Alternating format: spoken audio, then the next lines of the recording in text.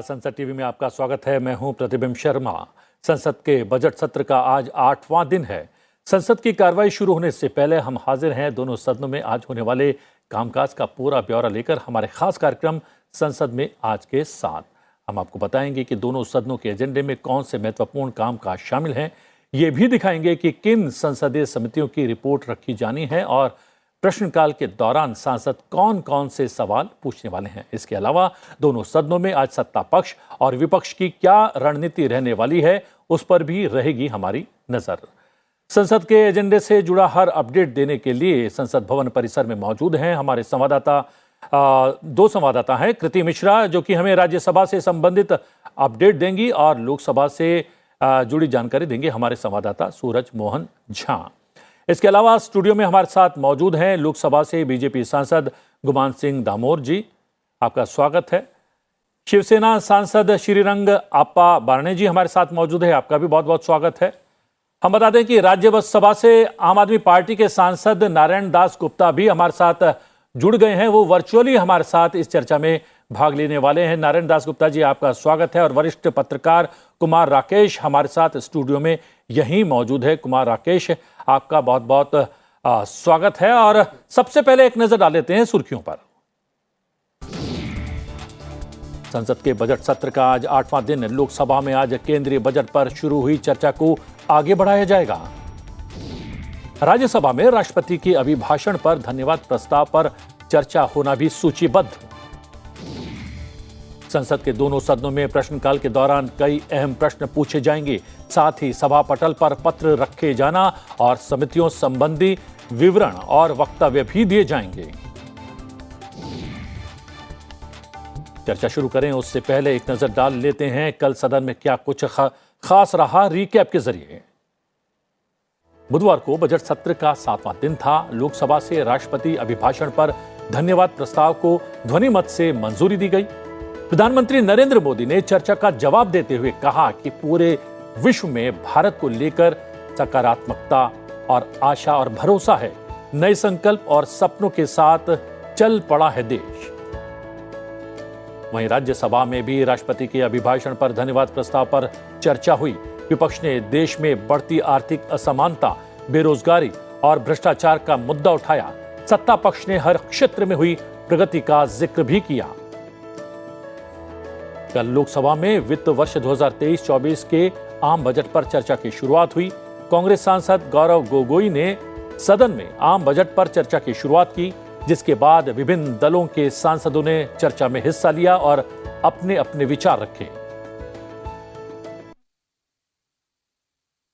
Budget सत्र के 8वें दिन लोकसभा की कार्रवाई में आज क्या कुछ खास रहने वाला है, आइए आपको यह भी बता देते हैं। लोकसभा में साल 2023-24 के केंद्रीय बजट पर सामान्य चर्चा को बढ़ाया जाना सूचीबद्ध है। आवासन और शहरी राज्य मंत्री कौशल किशोर मंत्रालय से अमृत योजना के अंतर्गत लक्ष्य के संबंध में पूछे गए प्रश्न के उत्तर में शुद्धि संबंधी वक्तव्य देंगे। साथ ही सदन में प्रश्नकाल के दौरान अहम प्रश्न भी पूछे जाएंगे। अहम पत्र सभा पटल पर रखे जाना और नियम 377 के अधीन लोकहित के मुद्दों पर चर्चा होना भी सूचीबद्ध है। लोकसभा में पेश किए जाने वाले विवरण और प्रतिवेदन की बात की जाए तो सांसद निहाल चंद चौहान प्राक्कलन समिति के प्रतिवेदन और विवरण सदन में पेश करेंगे। सांसद नवनीत सिंह सभा की बैठकों से सदस्यों की अनुपस्थिति संबंधी समिति का प्रतिवेदन पेश करेंगे। सांसद राजेंद्र अग्रवाल सरकारी आश्वासनों संबंधी समिति के प्रतिवेदन और सांसद प्रताप राव जाधव संचार और सूचना प्रौद्योगिकी संबंधी स्थायी समिति के प्रतिवेदन सदन में पेश करेंगे। राष्ट्रपति अभिभाषण पर धन्यवाद प्रस्ताव पर लोकसभा में हुई चर्चा का प्रधानमंत्री नरेंद्र मोदी ने कल जवाब दिया, जिसके बाद सदन ने राष्ट्रपति अभिभाषण पर धन्यवाद प्रस्ताव को ध्वनि मत से पारित कर दिया। इसी के साथ ही विपक्षी सदस्यों के विभिन्न संशोधन प्रस्तावों को भी सदन ने ध्वनि मत से नामंजूर कर दिया। विपरीत वैश्विक परिस्थिति का जिक्र करते हुए प्रधानमंत्री ने कहा कि इस संकट के माहौल में भी देश जिस प्रकार संभला है, इससे पूरा देश आत्मविश्वास और गौरव से भर रहा है। जिन मूल सुविधाओं के लिए देश की एक बड़ी आबादी ने दशकों तक इंतजार किया, वे इन वर्षों में उसे मिली है। बड़े बड़े घोटालों, सरकारी योजनाओं में भ्रष्टाचार की जिन समस्याओं से देश मुक्ति चाहता था, वह मुक्ति अब देश को मिल रही है। पॉलिसी पैरालिसिस की चर्चा से बाहर आकर आज देश और देश की पहचान तेज विकास और दूरगामी दृष्टि से लिए गए फैसलों के लिए हो रही है। इसके साथ ही कल से लोकसभा में आम बजट 2023-24 पर चर्चा की शुरुआत हुई।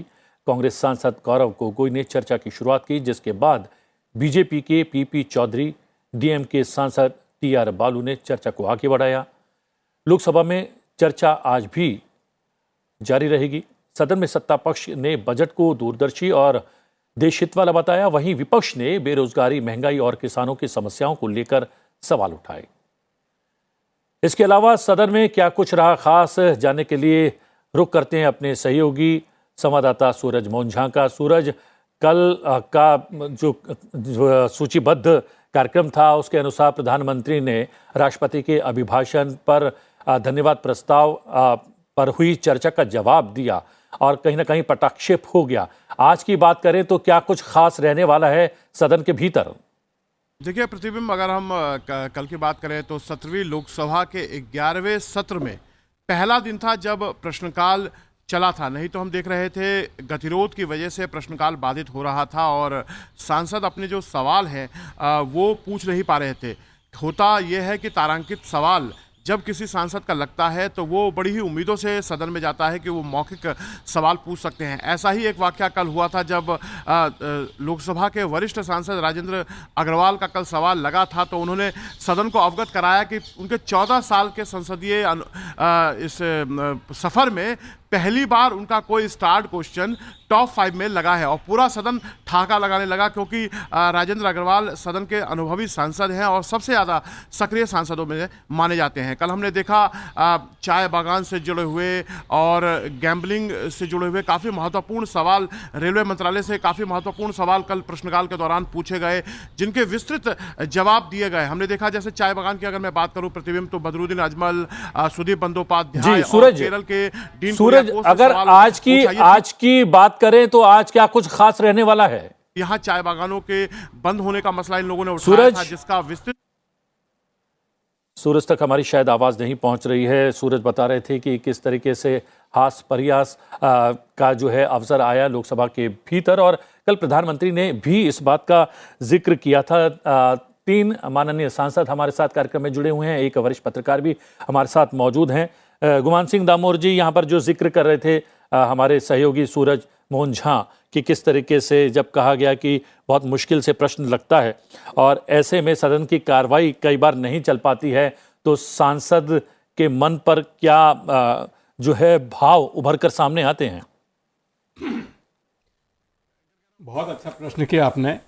सबसे पहले मैं आपको ये बताना चाहता हूँ कि सांसद जब प्रश्न पूछता है तो पूरे क्षेत्र की जनता अपेक्षा करती है कि हमारी समस्याओं का कुछ समाधान मिलेगा, परंतु जब हम संसद में आते हैं और हमारे विपक्षी मित्र उस प्रश्न काल में हंगामा मचाते हैं, उससे 2 प्रकार के नुकसान हैं।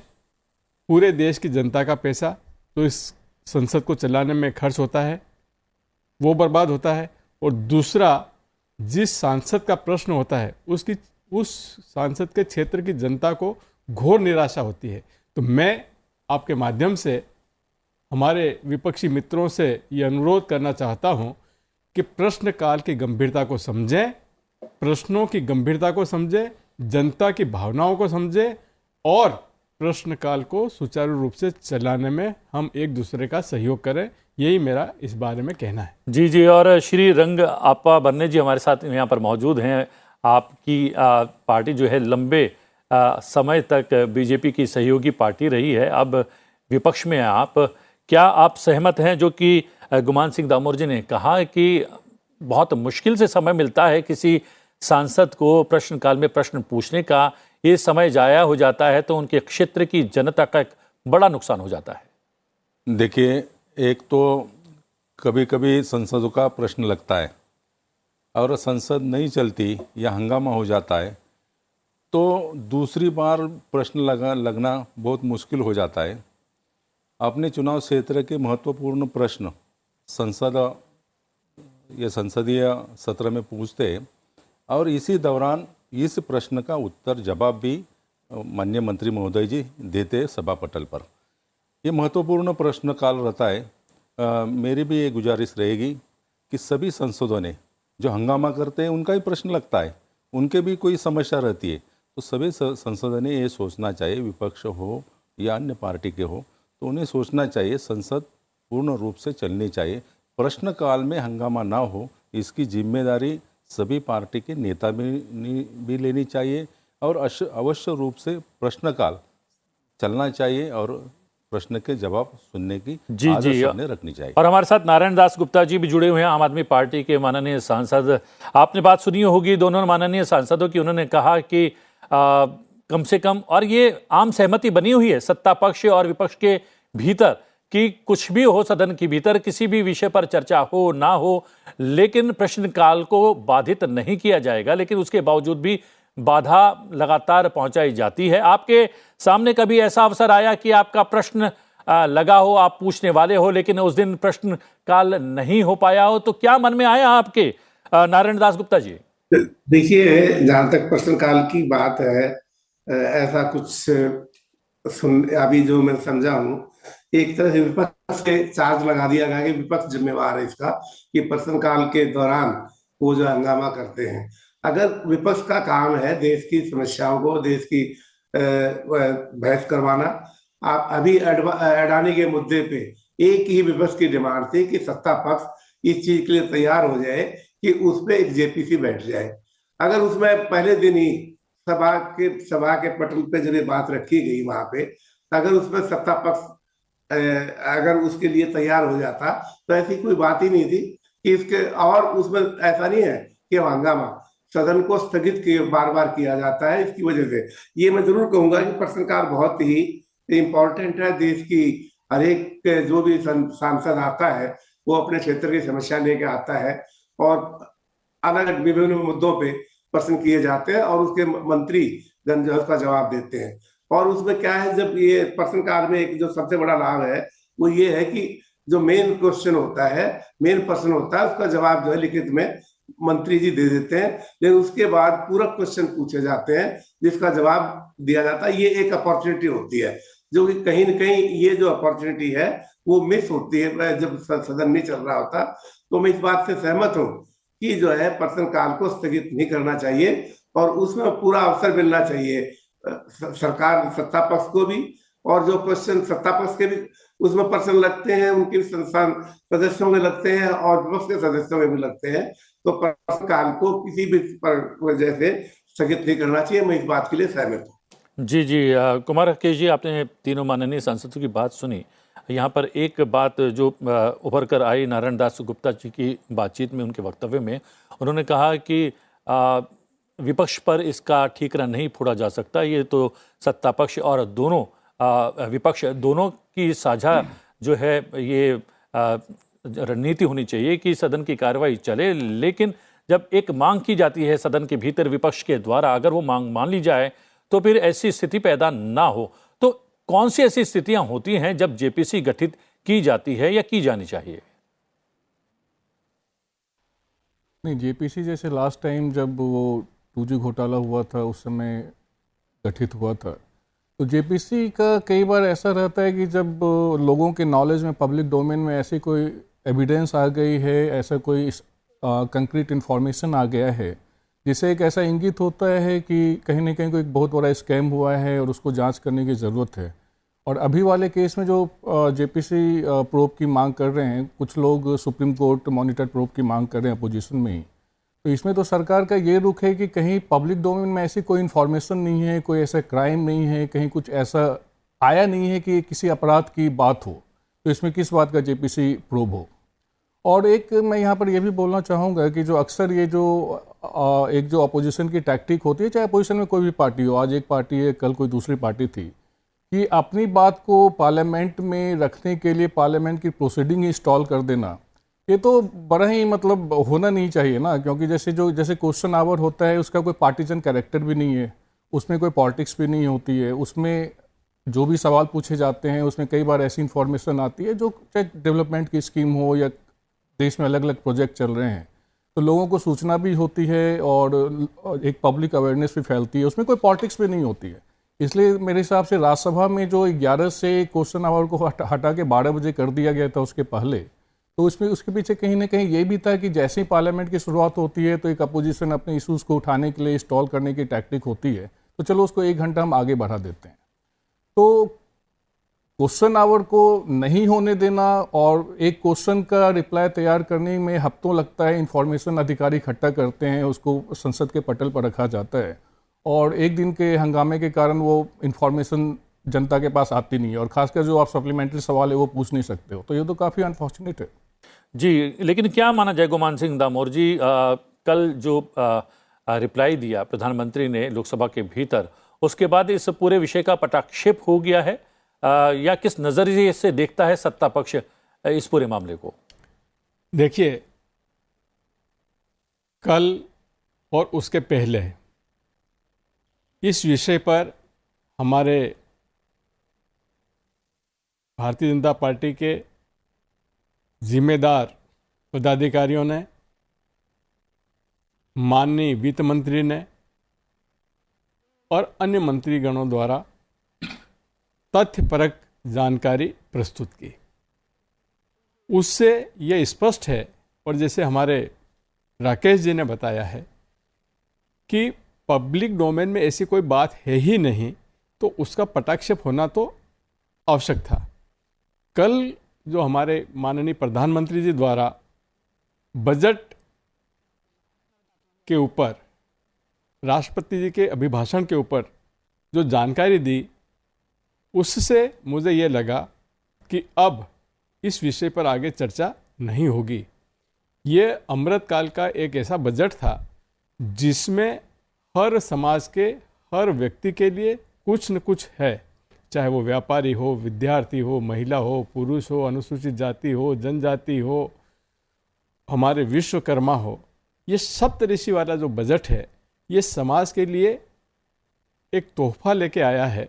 और उस बजट अभिभाषण के ऊपर और हमारे महामहिम राष्ट्रपति जी के अभिभाषण पर जब धन्यवाद प्रस्ताव हमारे माननीय प्रधानमंत्री जी द्वारा दिया गया, तो सभी बातों का स्पष्ट और विस्तार से उल्लेख किया और मुझे ऐसा लगा कि सब लोग उससे संतुष्ट थे। जी जी, आपा बारने जी, कहीं ना कहीं आप भी इस बात से सहमत तो होंगे, प्रधानमंत्री ने जो कुछ कहा उसमें काफ़ी कुछ सच्चाई थी। सच्चाई इस बात को लेकर थी कि पूरी दुनिया एक तरफ युद्ध की चुनौती से दो चार हो रही है, पूरी दुनिया पिछले 3-4 बरस से कोरोना महामारी का सामना कर रही है और वैश्विक परिदृश्य बहुत अच्छा नहीं है।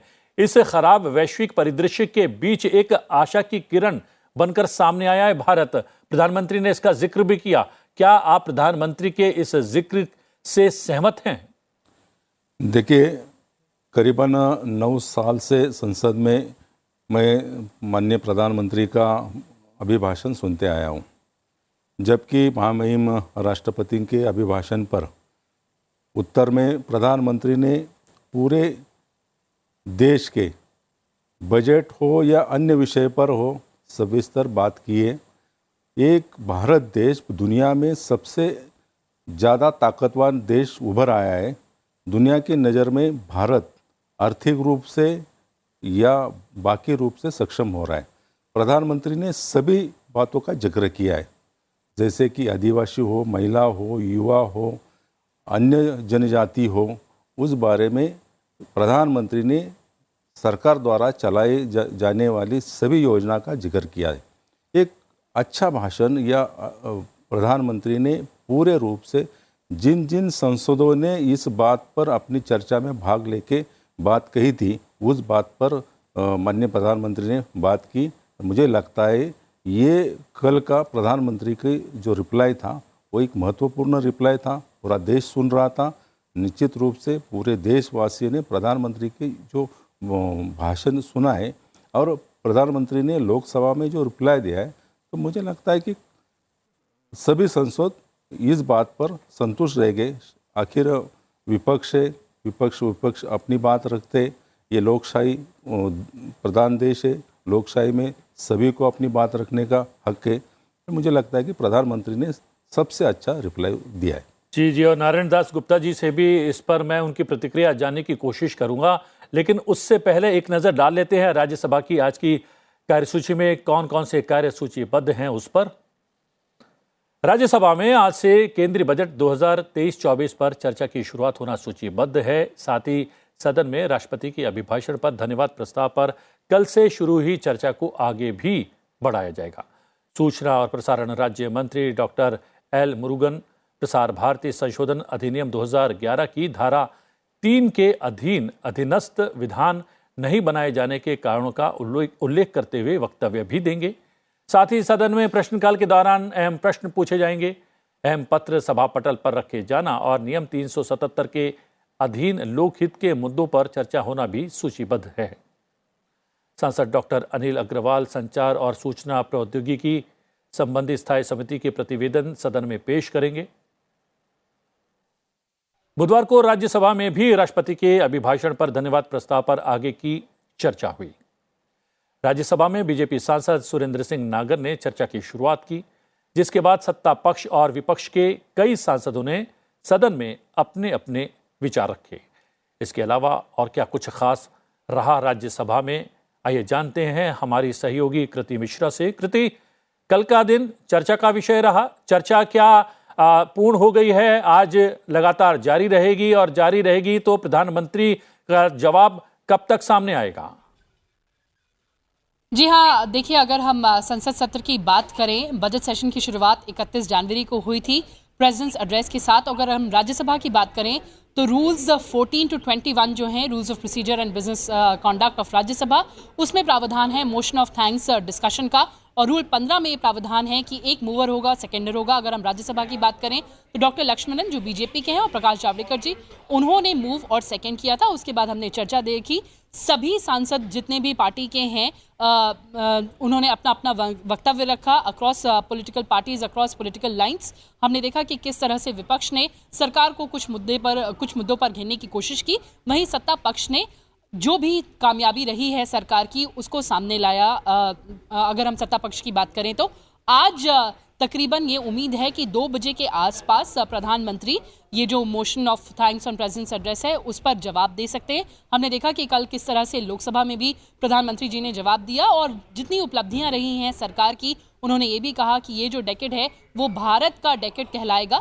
तो उस लिहाज से आज का दिन बेहद महत्वपूर्ण अगर राज्यसभा के एजेंडे की बात करें, क्योंकि जितने भी पॉइंट्स उठाए गए, चाहे वो सत्ता पक्ष की तरफ से हो, विपक्ष की तरफ से हो या फिर अन्य दलों की तरफ से हो, उनको जो स्पेशल इश्यूज हैं उनको एड्रेस करेंगे प्रधानमंत्री जी। तो इस बात को लेकर, उसके अलावा अगर हम एजेंडे की बात करें तो आज जनरल बजट पे भी डिस्कशन है राज्यसभा में। जिस तरह से फाइनेंस मिनिस्टर निर्मला सीतारमन ने सप्तऋषि 7 कंपोनेंट्स की बात कही, जो फोकस है, चाहे वो इंक्लूसिव डेवलपमेंट हो, इंफ्रास्ट्रक्चर हो, इन्वेस्टमेंट हो, यूथ पावर हो, अनलीशिंग पोटेंशियल हो, उन सारी बातों को लेकर आज बजट पर चर्चा का आरंभ होगा। और साथ ही साथ एक जो नई रिवायत शुरू हुई है राज्यसभा में, राज्यसभा चेयरमैन जगदीप धनखड़ जी के द्वारा, कि किस तरह से एलिगेशंस हो, चाहे वो सत्ता पक्ष की तरफ से हो या फिर विपक्ष की तरफ हो, उनको ऑथेंटिकेट करना है। देखिए, लगातार जो राज्यसभा के सभापति हैं वो कहते आए हैं, and if I am allowed to quote him, exemplify your conduct for emulation of other theatres of legislation. यानी कि उन्होंने कहा है कि राज्यसभा उच्च सदन है देश के संसद का, तो यहाँ पर ऐसी कोई भी बात ना हो जिसको हम ऑथेंटिकेट ना कर सके। तो ये बेहद ही इंपॉर्टेंट एक डेवलपमेंट है। उसके लिहाज से आज हम देखेंगे जनरल बजट पे भी चर्चा की शुरुआत होगी। जी, अभी तक की जानकारी के लिए धन्यवाद कृति, और वापस आपके पास आएंगे प्रश्नकाल में क्या कुछ रहने वाला है उसकी जानकारी के लिए। लेकिन उससे पहले नारायण दास गुप्ता जी हमारे साथ जुड़े हुए हैं, माननीय राज्यसभा सांसद आम आदमी पार्टी के। जिस तरीके से मेरी सहयोगी ने बताया कि आज चर्चा जो है वो उसका समापन होगा प्रधानमंत्री के रिप्लाई के बाद, जवाब के बाद। लेकिन अभी तक हम ये देख रहे हैं नारायण दास गुप्ता जी, कल तो सूचीबद्ध नहीं था प्रश्नकाल और शून्यकाल, लेकिन अभी तक लगातार बाधित ही रहा है। राज्यसभा के भीतर भी प्रश्नकाल नहीं चल पाया है। कितनी बड़ी विडंबना देखते हैं आप सांसदों के लिए?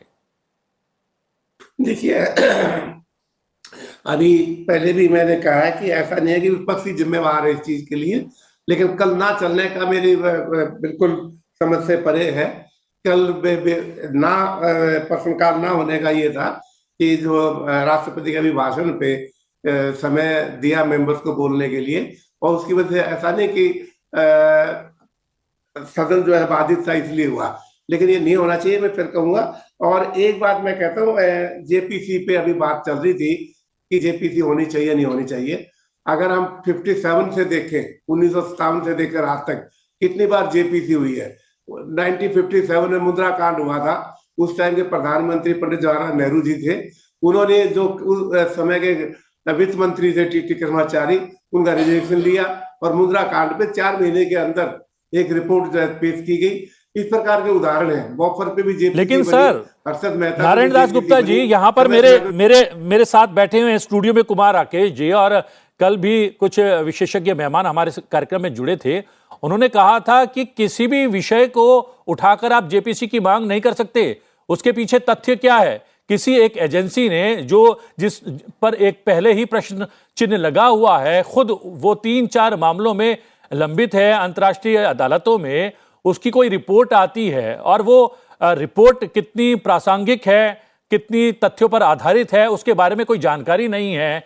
तो ऐसे में जेपीसी की मांग कितनी तर्कसंगत है, ये सवाल तो उठता ही है ना। नहीं, देखिए ऐसा है, ये ऐसा नहीं है कि एक रिपोर्ट दी, क्या आपके हाथ में कोई तथ्य आया है नारायण दास जी? क्या आपके हाथ में या विपक्ष के माननीय सांसदों के हाथ में कोई तथ्य आया है, कोई सबूत आया है जिसके आधार पर आप चाहते हैं जेपीसी गठित की जाए?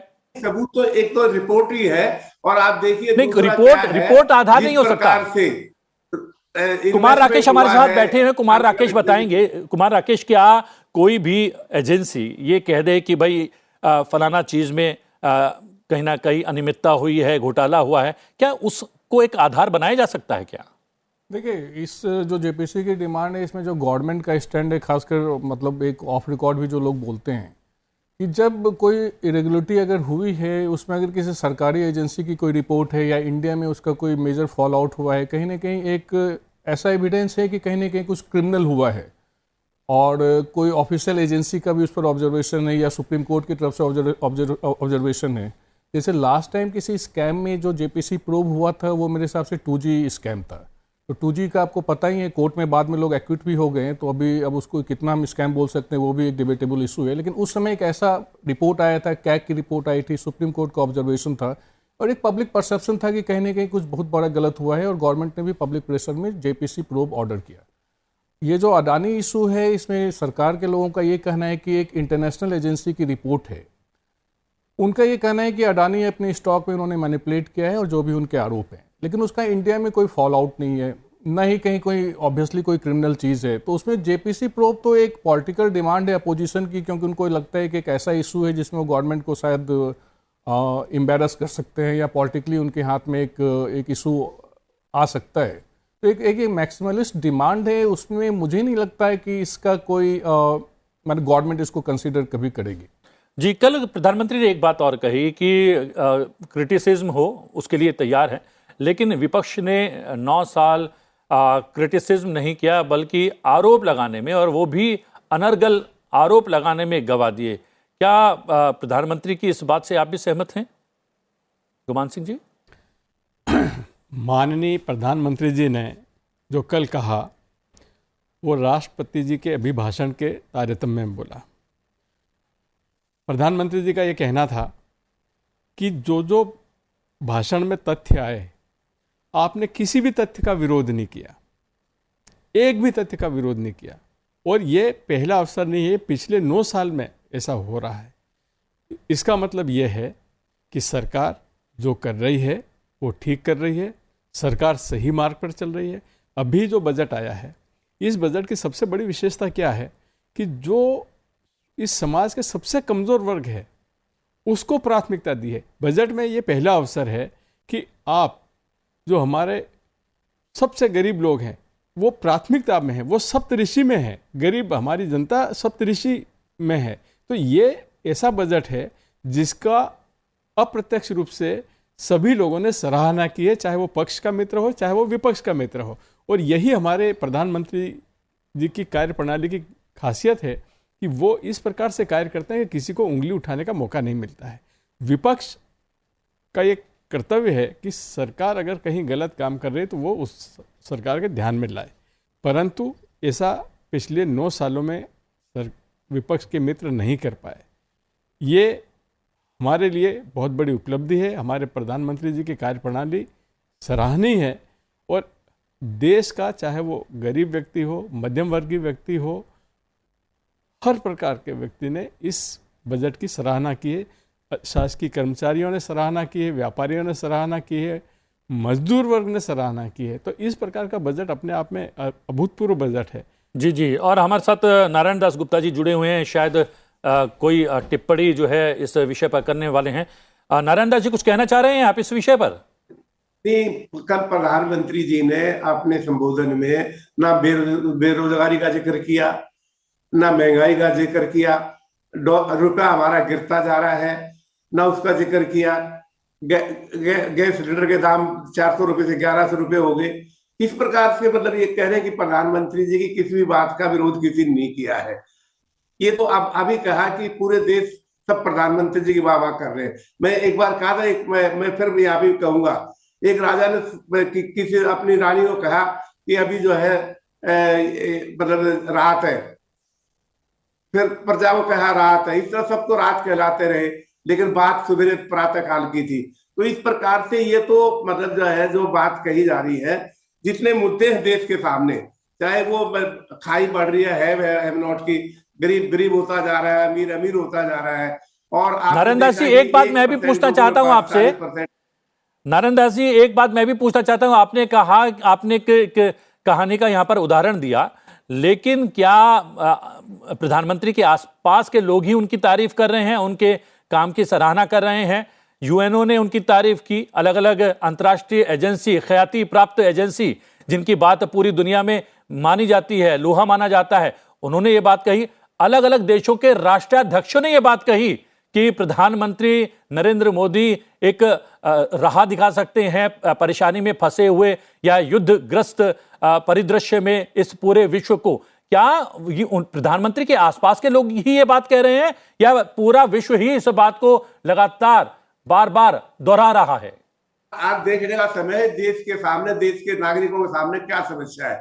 अगर यहाँ नहीं, मेरी बात का एक बार जवाब दीजिए। जो बात आपने कही है कि आसपास के लोग उनकी तारीफ करेंगे ही, मैं तो उनका जिक्र कर रहा हूं जो यहाँ के आसपास के लोग नहीं हैं, भारत के लोग नहीं हैं, बल्कि वैश्विक पटल पर उनका बहुत नाम है।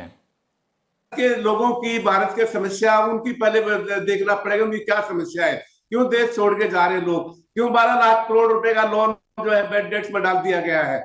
हमें अपने देश की समस्या, अपने देश के लोगों की समस्या, महंगाई की समस्या, बेरोजगारी की समस्या, एक्सपोर्ट हमारा गिरता जा रहा है, ट्रेड डेफिसिट बढ़ता जा रहा है, इस समस्याओं का हमें जवाब देना पड़ेगा।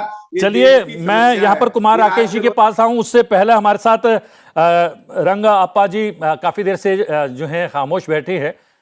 यहाँ पर इन्होंने जो जिक्र किया है और विपक्ष भी बार बार इसका आरोप लगा रहा है कि जो बात हमने पूछी थी, जो प्रश्न हमने दागे थे, उनका उत्तर नहीं मिला, प्रधानमंत्री ने सारी बातें कह दी। क्या आप ये मानते हैं? देखिए, राष्ट्रपति के अभिभाषण पर जो मुद्दे थे, उन मुद्दे पर विपक्ष ने कभी भी उस बारे में बात नहीं कही। ये माननीय प्रधानमंत्री जी ने कल लोकसभा में ये बात कही थी। सभी विषय पर माननीय प्रधानमंत्री जी ने अपने भाषण में उसका जिक्र किया। दूसरी बात, जो विपक्ष कहते, विपक्ष तो पूरी तरह से जो बजट हो या माननीय राष्ट्रपति का अभिभाषण है उस पर बात नहीं की थी। उन्होंने वो बात छोड़ के, देश के विकास के बारे में बात छोड़ के, यह जो योजना के बारे में बात छोड़ के अन्य विषय पर विपक्ष बात करते थे। ये तो लगातार कई वर्षों से ये मैं संसद में सुनते आया हूँ। जबकि अभी आम आदमी पार्टी के संसद राज्यसभा के जो कह रहे थे, जो आप लगातार उनको प्रश्न पूछ रहे थे ये देश में जो समस्या है, ये समस्या केवल अभी उत्पन्न हुई नहीं है, ये कई सालों से चल रही है। देश की आबादी बढ़ती है तो समस्या बढ़ती है, लेकिन उस पर हल निकालने के लिए माननीय प्रधानमंत्री ने जो कार्य किया, वो जिक्र किया है, मैं उसकी सराहना करता हूँ। जी कुमार राकेश जी, क्या जो अधिकार है प्रश्न पूछने का विपक्ष के पास, उस अधिकार को छीना जा सकता है क्या? उससे उनको वंचित किया जा सकता है क्या, जिसका जिक्र नारायण दास गुप्ता भी कर रहे हैं यहाँ पर हमारे साथ? नहीं, जो लोकसभा में डिबेट हुई और जो राज्यसभा में डिबेट चल रही है, जिसका आज प्रधानमंत्री जी रिप्लाई देंगे, तो उसमें अपोजिशन ने तो अपनी सारी बातें कहीं और शायद बहुत सारे सवाल भी पूछे। और लेकिन ये भी अपोजिशन से उम्मीद करना है कि सरकार की प्रशंसा करे, प्रजातंत्र में ऐसा होता भी नहीं है। तो अपोजिशन का काम ही है कि जो भी सरकार की नीतियों में उनको लगता है कि कहीं ना कहीं कोई त्रुटि है, या एक जो कंस्ट्रक्टिव क्रिटिसिज्म भी होता है, कई बार वो अपोजिशन का काम है करना। तो कल जो प्रधानमंत्री ने जो रिप्लाई दिया, तो मेरे हिसाब से जो भी क्रिटिसिज्म था उसका उन्होंने एक आंसर भी दिया। जो अदानी इशू के बारे में भी जो अपोजिशन ने उनको घेरने की कोशिश की है, तो बिना नाम लिए हुए उन्होंने ये बताया ही कि भाई मेरे इतनी जो वेलफेयर स्कीम्स हैं, करोड़ों लोगों को फ़ायदा हुआ है और उनका आशीर्वाद मेरे साथ है, तो ये झूठे आरोपों से मुझे कोई फ़र्क नहीं पड़ने वाला है। और एक कहीं ना कहीं उन्होंने एक कंट्रास्ट करने की भी कोशिश की थी कि जो सब्सटेंटिव इशूज़ हैं, जैसे अनएम्प्लॉयमेंट है या प्राइस राइज है, जिसमें अपोजिशन ने सरकार को घेरने की कोशिश की, तो उन इशूज़ पर भी प्राइम मिनिस्टर ने एक कंट्रास्ट किया कि जो यूपीए के जो 10 साल थे, जो उन्होंने बोला कि डबल डिजिट इन्फ्लेशन थी या अनएम्प्लॉयमेंट थी, इकोनॉमी का उस समय बहुत अच्छा कंडीशन नहीं था। उनका कहना था कि हमारी सरकार में भारत 5वें नंबर की इकोनॉमी बढ़ गई है, या इन्फ्लेशन भी है वो सिंगल डिजिट में अब 6% से भी कम का आ गया है। तो एक जो सब्सटेंटिव इशूज़ था उसमें भी प्रधानमंत्री जी ने उसका रिप्लाई दिया है, और जो एलिगेशंस हैं उसको भी उन्होंने एक पॉलिटिकली रिबट किया था। और आज हम देखेंगे कि राज्यसभा में, क्योंकि राज्यसभा में भी जो खासकर जो कांग्रेस का जो लाइन ऑफ अटैक रहा है वो अदानी इशू पर ही ज़्यादा रहा है, जेपीसी प्रोब की डिमांड की है, और बाकी अपोजिशन के नेताओं ने भी उठाया है जी। तो उसमें भी हम देखेंगे कि राज्यसभा में उनका क्या रिप्लाई रहेगा। जी सूरज मोहन झा हमारे साथ लगातार जुड़े हुए हैं अपडेट देने के लिए लोकसभा के भीतर क्या कुछ आज होने वाला है। सूरज, अगर बात करें प्रश्नकाल की, आज क्या कुछ महत्व के प्रश्नकाल में पूछे जा सकते हैं? प्रतिबिंब, आज अगर हम प्रश्नकाल की बात करें तो काफ़ी महत्वपूर्ण सवाल आज भी प्रश्न सूची में लगे हुए हैं। पहला ही सवाल जो है वो पेट्रोलियम मंत्रालय से है। जो घरेलू एलपीजी के सिलेंडर हैं उनकी कीमतों को लेकर आज सवाल लगा है, जिसमें पूछा गया है कि बीते 5 सालों के अंदर कितने सिलेंडर और जो वितरित हुए हैं, और साथ में जो कीमतें बढ़ रही हैं उसको रोकने के लिए सरकार किस तरह के इंतज़ाम कर रही है। क्योंकि बीते दिनों हमने देखा है घरेलू एलपीजी सिलेंडर की कीमतें काफ़ी तेजी से आगे बढ़ी थी और सब्सिडी भी ग्राहकों से ले ली गई थी। तो इस बाबत एक महत्वपूर्ण सवाल है, आज देखते हैं इसको लेकर पेट्रोलियम मंत्री क्या जवाब देते हैं। उसके अलावा आज खादी को लेकर भी सवाल जो है एमएसएमई से मंत्रालय से पूछा गया है, जिसमें खादी प्रोडक्ट को बढ़ावा देने, उसके आधुनिकीकरण करने और इसे और लोकप्रिय बनाने के लिए सरकार द्वारा क्या कदम उठाए जा रहे हैं, ये एक महत्वपूर्ण सवाल है। इसके साथ में राजकोट से सांसद मोहनलाल कुंडारिया ने स्मार्ट सिटी को से जुड़ा हुआ एक अच्छा सवाल पूछा है, क्योंकि हमने देखा था कि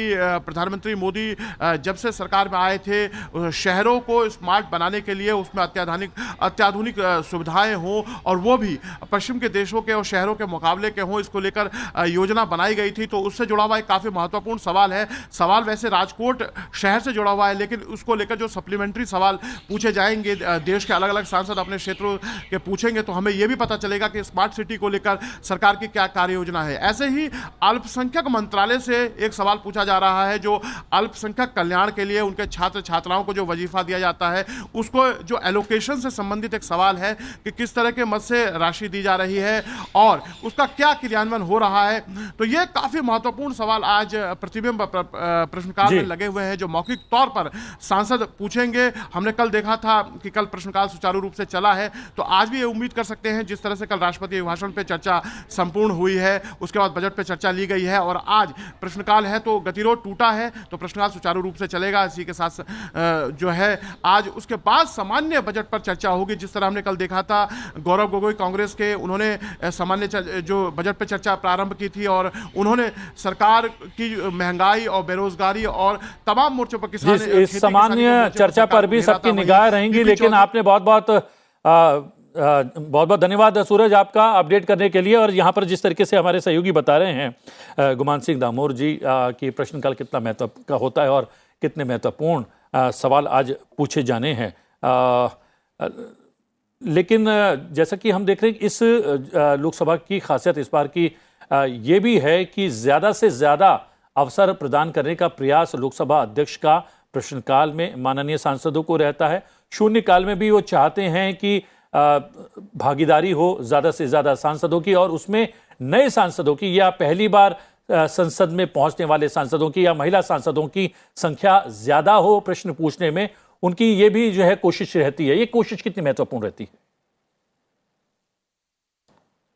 गुमान जी? देखिए, मैं धन्यवाद देता हूं हमारे लोकसभा के माननीय अध्यक्ष जी को कि उन्होंने पहली बार चुनकर जो सांसद आए उनको बहुत अवसर दिया, हमारी बहनों सांसद को अवसर दिया, और वो सब इस बात से बहुत खुश हैं। संसद को जिस प्रकार से चलाया जा रहा है वो बहुत अच्छे तरीके से चलाया जा रहा है। मैं बजट के बारे में 2 मिनट एक मिनट लूँगा आपका जी। ये जो हमारा बजट है, इस बजट को सिर्फ हमारे देश के परिप्रेक्ष्य में नहीं देखना चाहिए, इसको अंतर्राष्ट्रीय परिप्रेक्ष्य में देखना चाहिए। कोविड के इस शताब्दी की सबसे भयंकर महामारी कोविड के बाद जिस प्रकार से हमारे पड़ोसी देशों की स्थिति है, उन पड़ोसी देशों में क्या हो रहा है ये हम सब जानते हैं। श्रीलंका देख लीजिए, पाकिस्तान, बांग्लादेश, चाइना, सब जगह देख लीजिए, और उसकी तुलना में हमारा बजट कैसा है। हमारे आपके मित्र नारायण गुप्ता जी बता रहे थे कि सब 400 की गैस की टंकी 1100 मिल रही। मैं आपको सच्ची घटना सुना रहा हूँ। मैंने 2 लाख रुपए का प्लाट लिया, और मेरे 2 लाख का प्लाट जो मैंने जब लिया तब गैस की टंकी 400 रुपये में थी, और आज मैं अगर मैं बेचूं तो मेरा वो प्लाट 50 लाख का बिक रहा है। तो मैं 2 लाख की जगह मुझे 50 लाख मिल रहा है तो मैं 50 लाख की बात नहीं करूंगा, मैं 400 की जगह 1100 की बात करूंगा। तो ये जो है ये अप्रासंगिक है। आज जिस प्रकार से हमारे प्रधानमंत्री जी ने जो फाइनेंशियल मैनेजमेंट किया है वो उसकी सराहना इंटरनेशनल मॉनिटरिंग फंड भी कर रहा है, IMF भी कर रहा है, और दुनिया की जितनी इंटरनेशनल एजेंसी है वो सब कर रही हैं। तो हमको इस सच्चाई को समझना चाहिए। विपक्ष का काम ये नहीं है कि आंखें मूंद के विरोध करना, जो सच्चाई है उसको सच्चाई को जनता के सामने लाना चाहिए। आप जैसे हमारे राकेश जी ने बोला कि विपक्ष के लोग हैं तो विरोध करेंगे, पर विरोध भी जायज़ होना चाहिए। ऐसे आंखें बंद करके विरोध करें ये ठीक नहीं है, ये प्रजातंत्र के लिए ठीक नहीं है, और हमारे देश के लिए भी ठीक नहीं। और सबसे बड़ी बात, प्रधानमंत्री ने भी कल इस बात का जिक्र किया कि उनकी आलोचना होनी चाहिए, बहुत सकारात्मक आलोचना होनी चाहिए। कुछ लाभ उन्हें भी मिले, सत्तापक्ष को मिले, सरकार को मिले, और देश को भी उसका सीधा सीधा लाभ पहुंचे, ऐसी आलोचना जरूर होनी चाहिए। लेकिन अनर्गल कहीं ना कहीं प्रलाप नहीं होने चाहिए, सीधे तौर पर आरोप प्रत्यारोप नहीं होने चाहिए। आप दोनों माननीय सांसदों को जाना होगा संसद की कार्रवाई में सम्मिलित होने के लिए, और नारायण दास गुप्ता जी आपको भी सम्मिलित होने के लिए संसद की कार्रवाई में आपको जाना होगा। आप कुछ कहना चाह रहे हैं तो कुछ क्षण में एक टिप्पणी कर सकते हैं। मैं एक सेकंड लूंगा। अभी हमारे साथी ने कहा कि प्लांट जो 50 लाख का बिक गया जो पहले था, अब यही फर्क है। एक अडानी की बात करते हैं, हम आम जनता के, आम नागरिक की बात करते हैं। इस सिलेंडर को आप जो है प्लांट से नहीं कंपेयर कर सकते। 50 लाख का हो गया इसलिए सिलेंडर जो 1100 में बिक रहा है तो जायज है। यही हमारी सोच में और विपक्ष की और हमारी जो है सत्ता पक्ष की सोच में यही फर्क है। जी जी, सत्ता पक्ष और विपक्ष का ये अंतर लगातार बना भी रहेगा। लेकिन आपने समय निकाला, नारायण दास गुप्ता जी बहुत बहुत धन्यवाद, गुमान सिंह दामोर जी आपका, कुमार राकेश जी आपका, और श्री रंगा आपका भी बहुत बहुत धन्यवाद। Thank you very much. और सीधा रुख करेंगे अपनी सहयोगी कृति मिश्रा का। कृति से जानने की कोशिश करेंगे कि क्या कुछ आज प्रश्नकाल में होने वाला है। लेकिन उससे पहले हम ये बता दें कि आज 2 बजे के आसपास प्रधानमंत्री चर्चा का जवाब देने वाले हैं। राष्ट्रपति के अभिभाषण पर, धन्यवाद प्रस्ताव पर जो चर्चा राज्यसभा के भीतर हुई, उसका जवाब प्रधानमंत्री आज दोपहर 2 बजे के लगभग देने वाले हैं। कल राज्यसभा के सभापति ने इस बात की जो है जानकारी उपलब्ध करवा दी थी। अब प्रधानमंत्री लोकसभा के भीतर कल चर्चा का जवाब दे भी चुके हैं। प्रश्नकाल की अगर बात करें तो लोकसभा में आज प्रश्नकाल के दौरान नागर विमानन, आवासन और शहरी कार्य, जल शक्ति, सूक्ष्म, लघु और मध्यम उद्यम, अल्पसंख्यक कार्य, नवीन और नवीकरणीय ऊर्जा, पेट्रोलियम और प्राकृतिक गैस और सड़क परिवहन और राजमार्ग मंत्रालय से महत्वपूर्ण प्रश्न पूछे जाएंगे। सांसद डॉक्टर कलानिधि वीरास्वामी पेट्रोलियम और प्राकृतिक गैस मंत्रालय से एलपीजी सिलेंडर्स की कीमतों में जो वृद्धि हुई है उससे जुड़ा हुआ सवाल पूछेंगे। सांसद मनोज तिवारी सूक्ष्म, लघु और मध्यम उद्यम मंत्रालय से खादी उत्पाद से संबंधित महत्वपूर्ण प्रश्न करने वाले हैं। सांसद मोहन भाई कुंडारिया आवासन और शहरी कार्य मंत्रालय से स्मार्ट सिटीज मिशन के तहत कार्य से जुड़ा हुआ सवाल पूछेंगे। सांसद बीबी पाटिल सड़क परिवहन और राजमार्ग मंत्रालय से राष्ट्रीय राजमार्गों के साथ साथ ऑप्टिकल फाइबर केबल अवसंरचना से संबंधित प्रश्न पूछेंगे। सांसद साजदा अहमद जल शक्ति मंत्रालय से पानी की खपत में कमी से जुड़ा सवाल पूछेंगी। सांसद दुष्यंत सिंह नागर विमानन मंत्रालय से एटीसीओ की भर्ती से संबंधित प्रश्न पूछने वाले हैं। सांसद बालाशौरी वल्लभानेनी अल्पसंख्यक कार्य मंत्रालय से धनराशि का आवंटन तथा उपयोग से जुड़ा सवाल पूछने वाले हैं। सांसद संगमलाल गुप्ता आवासन और शहरी कार्य मंत्रालय से AMRUT के तहत सम्मिलित शहर से संबंधित प्रश्न पूछेंगे। सांसद DM कथीर आनंद पेट्रोलियम और प्राकृतिक गैस मंत्रालय से ब्रेंट क्रूड ऑयल की कीमत से जुड़ा हुआ सवाल पूछेंगे। सांसद बालकनाथ नवीन और नवीकरणीय ऊर्जा मंत्रालय से PM कुसुम योजना से संबंधित प्रश्न पूछने वाले हैं। सांसद अरुण कुमार सागर सड़क परिवहन और राजमार्ग मंत्रालय से राष्ट्रीय राजमार्गों का विकास और रखरखाव से जुड़ा हुआ सवाल पूछेंगे। सांसद अर्जुन लाल मीणा आवासन और शहरी कार्य मंत्रालय से उदयपुर स्मार्ट सिटी से संबंधित प्रश्न पूछेंगे। सांसद संगीता कुमारी सिंह देव जल शक्ति मंत्रालय से अपर लॉन सिंचाई परियोजना से जुड़ा हुआ सवाल पूछेंगी। सांसद सप्तगिरी शंकर उल्लाका सूक्ष्म, लघु और मध्यम उद्यम मंत्रालय से क्लस्टर विकास कार्यक्रम से संबंधित प्रश्न पूछने वाले हैं। सांसद चंद्रशेखर प्रसाद सड़क परिवहन और राजमार्ग मंत्रालय से बिहार में सड़क परियोजनाओं से जुड़ा हुआ सवाल पूछेंगे। सांसद खगेन मुर्मू नवीन और नवीकरणीय ऊर्जा मंत्रालय से PM कुसुम के तहत कार्य से संबंधित प्रश्न पूछने वाले हैं। सांसद सत्यदेव पचौरी नागर विमानन मंत्रालय से स्वच्छता अभियान से जुड़ा हुआ सवाल पूछेंगे। सांसद जुगल किशोर शर्मा सूक्ष्म, लघु और मध्यम उद्यम मंत्रालय से खादी कारीगरों द्वारा सौर चरखे के उपयोग से संबंधित प्रश्न पूछेंगे। सांसद कलाबेन मोहन भाई देलकर पेट्रोलियम और प्राकृतिक गैस मंत्रालय से पेट्रोल पंप तथा गैस एजेंसी से जुड़ा हुआ सवाल पूछेंगी। सांसद जगदंबिका पाल नवीन और नवीकरणीय ऊर्जा मंत्रालय से नवीकरणीय ऊर्जा के उपयोग से संबंधित सवाल पूछने वाले हैं। राज्यसभा में प्रश्नकाल के दौरान परमाणु ऊर्जा, पर्यावरण, वन और जलवायु परिवर्तन, विदेश, श्रम और रोजगार, विधि और न्याय, विज्ञान और प्रौद्योगिकी और पर्यटन मंत्रालय से महत्वपूर्ण प्रश्न पूछे जाएंगे। सांसद जोस के मणि प्रधानमंत्री कार्यालय से इल्मेनाइट रेत के मूल्य में वृद्धि से संबंधित सवाल पूछेंगे। सांसद मोहम्मद नदीमुल हक विदेश मंत्रालय से प्रवासी भारतीय नागरिकता कार्ड योजना और इसके प्रबंधन के लिए शुल्क से जुड़ा हुआ प्रश्न पूछने वाले हैं। सांसद जवाहर सरकार विधि और न्याय मंत्रालय से शीर्ष न्यायपालिका के साथ मतभेद से संबंधित सवाल पूछेंगे।